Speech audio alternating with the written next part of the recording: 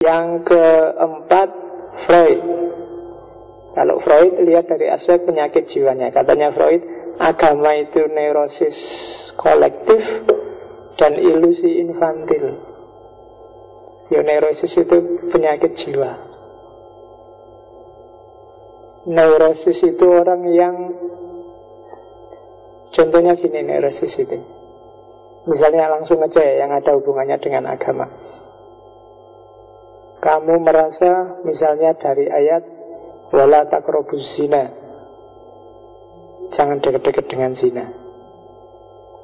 Dengan ayat ini sebenarnya positif sih ayat ini. Cuma gara-gara ayat ini kamu dihantui luar biasa bayanganmu, pokoknya zina, neraka, besok disate kalau berani zina, kalau itu. Akhirnya kamu gak berani ngapa-ngapain. Kamu mau buka internet aja, nanti ada pornografinya, mending gak usah lah.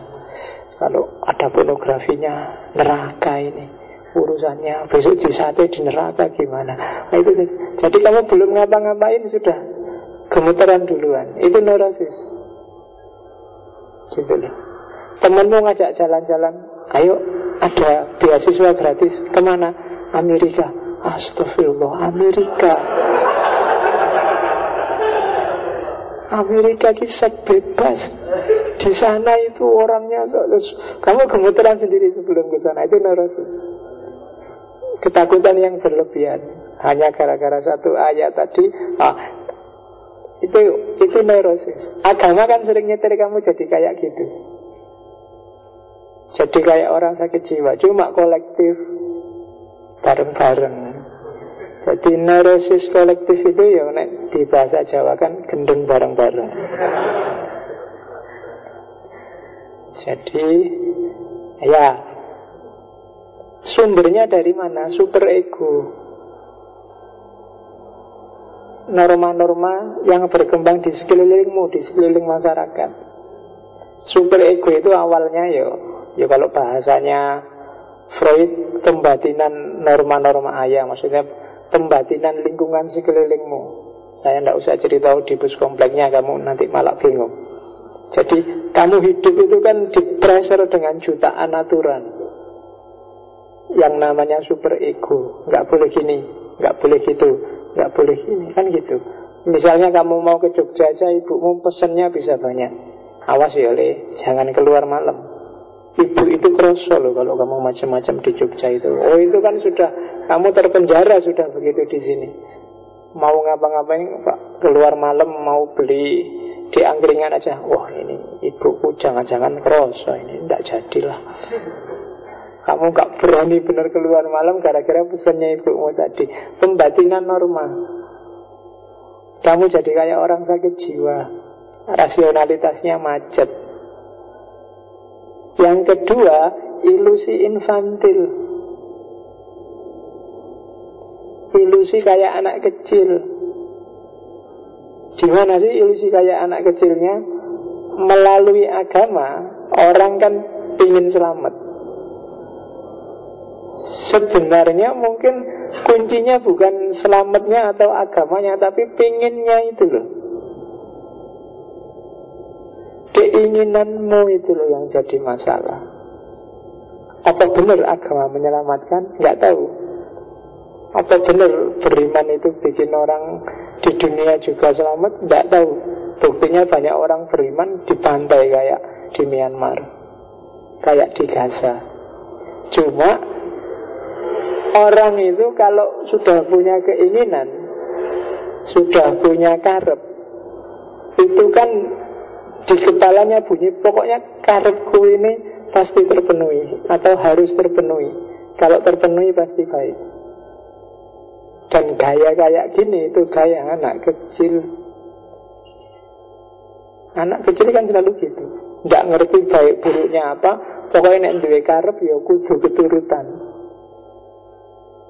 Pokoknya bagiku agama menyelamatkan, ya menyelamatkan. Nggak ada buktinya, nggak apa-apa. Pokoknya agama mesti menyelamatkan. Itu gaya anak kecil. Barang jeleknya kayak apa, nggak apa-apa. Pokoknya mainanku. Kalau diminta temennya dilawan mati-matian. Kenapa? Mainanku. Keinginannya harus dipenuhi. Nah, itu mental, namanya ilusi infantil. Merasa benarnya sendiri, merasa meskipun itu jelas nggak rasional, jelas nggak masuk akal, tapi dianggap pasti berguna, pasti rasional, pasti masuk akal. Itu anak-anak. Namanya ilusi infantil. Jadi agama ada di sana, katanya Freud. Penyakit jiwa dan sindrom anak-anak. Jadi yang masih percaya Tuhan dan percaya agama itu antara orang gila atau masih kecil mentalnya. Makanya dia disebut salah seorang tokoh ateis. Dan yang terakhir Sartre. Kalau Sartre nggak perlu tak jelasin, dia pembunuh Tuhan nomor 1 demi manusia. Kalau ingin bebas berarti nggak boleh ada Tuhan. Kalau ada Tuhan berarti kamu nggak bebas. Simple. Kalau kamu percaya Tuhan berarti kamu bukan manusia, kamu benda. Kan Paul and Swa dan Ether and Swa, 3 itu kan. Jadi manusia itu ada bagi dirinya, dan dia bisa melampaui dirinya, bisa membangun dirinya, bisa mengkreasi dirinya, bebas hakikat hidupnya. Cuma kalau ada Tuhan selesai. Karena dia tidak hidup demi diri dan untuk dirinya, mesti nanti ke Tuhan. Maka orang jangan nyari kerajaan Tuhan kayak di Kristen itu. Juga bukan kerajaan materi, ngapain? Materi cuma alat. Aktornya siapa? Rajanya manusia. Ini argumen antroposentris tadi. Demi manusia jadi manusia, maka Tuhan harus dibuang. Jadi kalau kamu pengen jadi manusia yang sejati, tidak boleh ada Tuhan. Kalau ada Tuhan ya kamu tidak bebas sejati, free sebagai manusia. Itu katanya Sartre. Oke, coba. Ya, 5 menit lagi. Jangan lama-lama, nanti kamu ateis beneran. Ya. Oke, sudah ya, berarti sudah kenal 5 pembunuh Tuhan awal modern yang menginspirasi banyak tokoh. Tak kenalin sedikit aja. Hari ini ada aliran namanya New Atheism. Kalau ateisme klasik itu biasanya orang jadi benci sama Tuhan, sama agama. Pemicu yang paling banyak itu perang salib. Tapi ateisme hari ini, ateisme kontemporer, New Atheism itu biasanya secara umum 2000-an ke belakang itu 9/11. Dan banyak kasus terorisme yang lain. Orang mulai meragukan lagi Tuhan dan agama. Ada 4 tokoh yang dikenal. Yang pertama Richard Dawkins, tadi yang tak sebut, God Delusion, bukunya banyak orang ini, banyak didiskusikan di mana-mana. Mahasiswa filsafat harus agak nyenggol-nyenggol sini dikit kalau ingin ngerti perkembangan kontemporer. Yang kedua Daniel Dennett, Breaking the Spell. Dawkins sama Dennett ini agak temen, kolega intelektual. Pikiran-pikiran anti Tuhannya baunya naturalisme. Jadi argumen-argumennya argumen ilmiah, bahwa alam, kayak orang deis, bahwa alam semesta ini sudah ada hukumnya, sudah ada mekanismenya, dan gak ada tempat buat Tuhan. Ada lagi Christopher Hitchens, God is not great. Tuhan itu tidak luar biasa. God is not great ini lawannya Allahu Akbar. Iya, kalau Allahu Akbar kan God is great. Nah ini God is not great. Kalau ini lebih filosofis. Kalau yang Dawkins sama Dennett agak ilmiah. Atau Sam Harris, The End of Faith, akhir dari keimanan. Kamu jelajahi itu buku-buku ateis terbaru. Beberapa saya lupa mana di antara 4 itu, tapi kelihatannya kalau sekarang semuanya sudah bisa di-download. Ya mesti bahasa Inggris. Saya tidak tahu boleh nggak diterjemahkan dalam bahasa Indonesia. Kalau yang ngeritik, ada buku yang terkenal Anthony J. Gold itu, judulnya Rock of Ages. Itu ngeritik ateismenya orang-orang di atas. Yo, namanya dunia ilmiah yang ngeritik nanti bisa dibalas lagi oleh orang-orang itu, ada kritiknya lagi. Biasa. Jadi itu kajian baru New Atheism. Tapi tipe argumennya tidak jauh berbeda. Mirip-mirip antara ateis lama sama ateis baru. Muaranya tetap opoyosi Tuhan itu ada. Oke, itu New Ateisme. Sudah selesai, masih ada nggak ya? Oh ini quote dari beberapa tokoh ateis. Saya untung nggak tak sebut namanya. Misalnya, we are all born atheist until someone start telling us lies. Kita itu lahir kan ateis semua. Kamu lahir kan tidak Islam, tidak Yahudi, tidak. Ya kan? Ini kan kayak hadisnya Nabi, kullu mauludin yuladu alal fitrah. Cuma itu bahasa Inggrisnya ya ateis nggak sama dengan fitrah. Cuma itu mungkin dia nerjemahin hadis separuh. Kita semua lahir ateis. Cuma kalau Nabi kan bapak ibunya yang bikin Yahudi Nasrani. Kalau ini ya sampai ada orang yang ngomong hal-hal penuh kebohongan, ngomong aneh-aneh hayalan, ya agama maksudnya. Akhirnya kita nggak jadi ateis. Kita dibohongi ada Tuhan, dibohongi ada surga dan neraka. Jadilah kita beragama.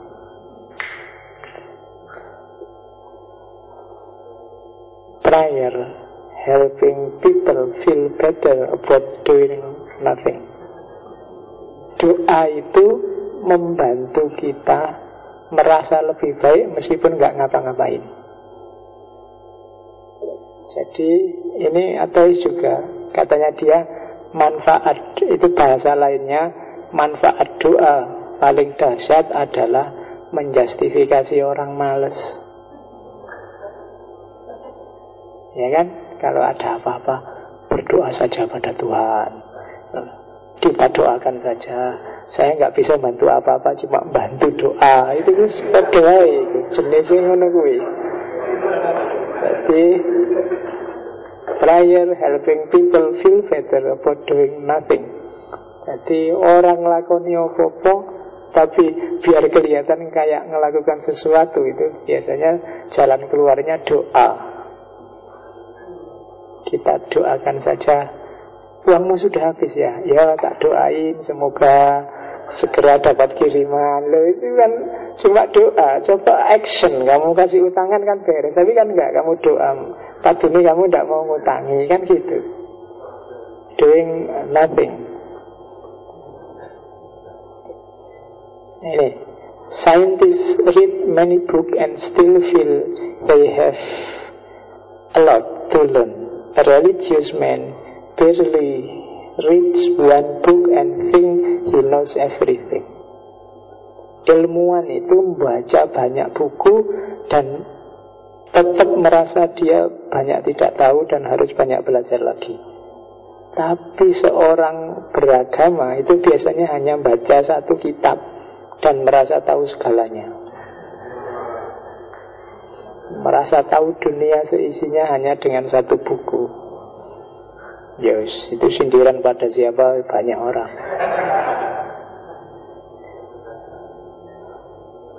Ini terakhir, Hippocrates. Ini agak guyon sebenarnya. Langsung tak Indonesiakan ya. Jadilah seorang komunis sampai kamu kaya. Kalau sudah kaya jadi kapitalis. Jadilah feminis sampai kamu menikah. Kalau sudah menikah jangan ngurusi anak, istri, suami. Kalau kamu jadi feminis, kacau rumah tanggamu. Dan terakhir, jadilah ateis sampai kamu naik pesawat terbang dan mau jatuh.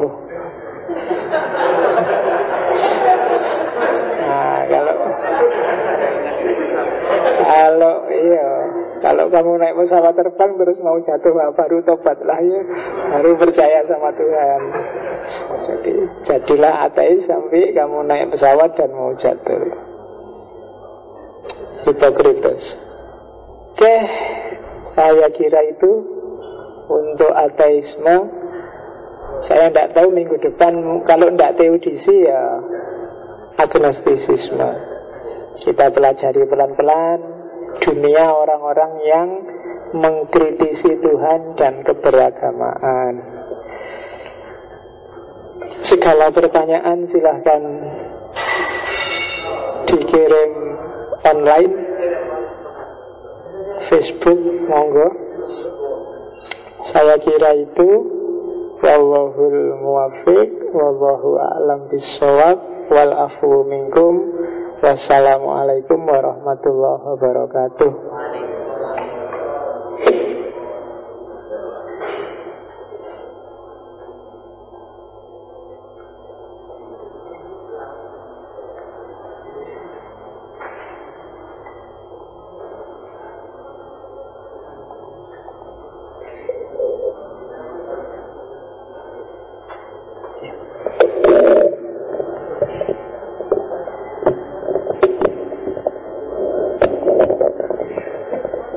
Terima kasih atas materi yang disampaikan Pak Faiz malam hari ini. Mudah-mudahan ini memberi pengetahuan kita tentang apa itu ateisme. Terima kasih juga kepada teman-teman sekalian yang sudah hadir.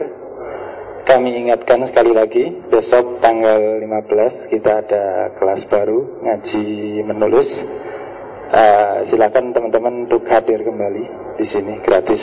Silakan bawa alat laptop masing-masing, kalau tidak kertas dan pena masing-masing. Oke, malam hari ini mungkin ada nonton bareng juga di sini. Teman-teman juga bisa lanjut di sini. Ya, diawali dengan yasinan lah. Terima kasih. Dan maaf bila ada salah-salah kata.